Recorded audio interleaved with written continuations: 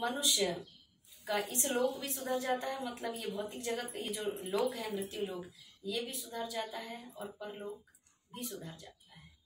यानी परलोक जब हम जाते हैं तो उसे योग्य बन के जाते हैं। सदगुरु हमें वो बना के भेजता है कि तुम दिव्य ज्ञान रहित दिव्य महापुरुष बन करके और इस गुरु परंपरा को धारण करने के बाद में दिव्य ज्ञानी दिव्य महापुरुष बन करके इस संसार में भी तुम राजयोग बना करके और विचरण करते हो, सबको सुख प्रदान करके स्वयं भी सुख को प्राप्त करते हुए भगवत भक्ति को प्राप्त करते हुए फिर हम अंत में इस शरीर का त्याग कर देते हैं।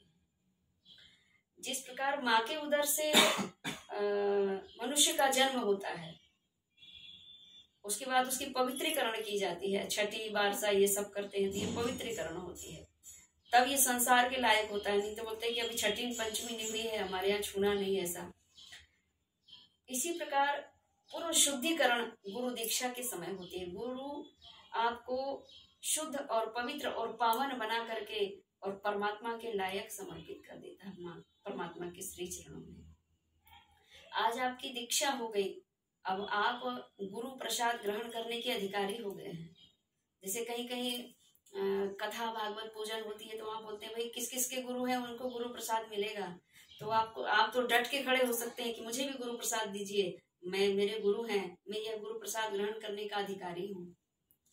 इसी प्रकार मतलब परम पतित और पावन हो जाता है भक्त जब गुरु दीक्षा होती है तब।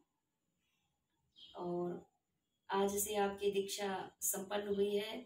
अब भक्ति मार्ग का प्रथम चरण आपका प्रारंभ होगा। अभी तो हो ही गए, ये जो सत्संग हो रहा है गुरुदेव के साथ, तो यही भक्ति मार्ग का, भगवत भक्ति प्राप्ति का, भगवान की प्राप्ति का, भगवान की कृपा प्राप्ति का आज से ही आपका प्रथम दिवस चालू हुआ। आज आपका नया जन्म हुआ है।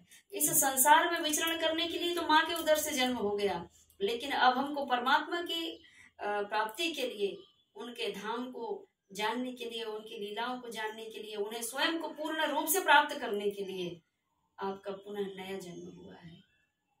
तो गुरु दीक्षा के दिवस को भी जन्म दिवस के रूप में मनाना चाहिए कि आज हमारा नया जीवन हुआ है। हे परमात्मा, आपने भेजा था इस धरा पर, लेकिन इस माया नगरी में मैं इतना खो गया कि मैंने इतना लंबा समय निगूढ़ रूप में ही व्यतीत करते रहा। लेकिन फिर भी मैंने संतों का सत्संग पा करके, बार बार सानिध्य संतों का प्राप्त करते करते मैं फिर भी भक्ति करता था। लेकिन मुझे ये भी ज्ञात नहीं था कि गुरु दीक्षा के बाद में तो भक्ति और परिपूर्ण और दिव्य तेजोमय हो जाती है। तो मैं मनमुखी रूप से जो जीवन यापन कर रहा था, फिर भी आपकी कृपा हो गई और आपने मुझे गुरु मार्ग बता दिया।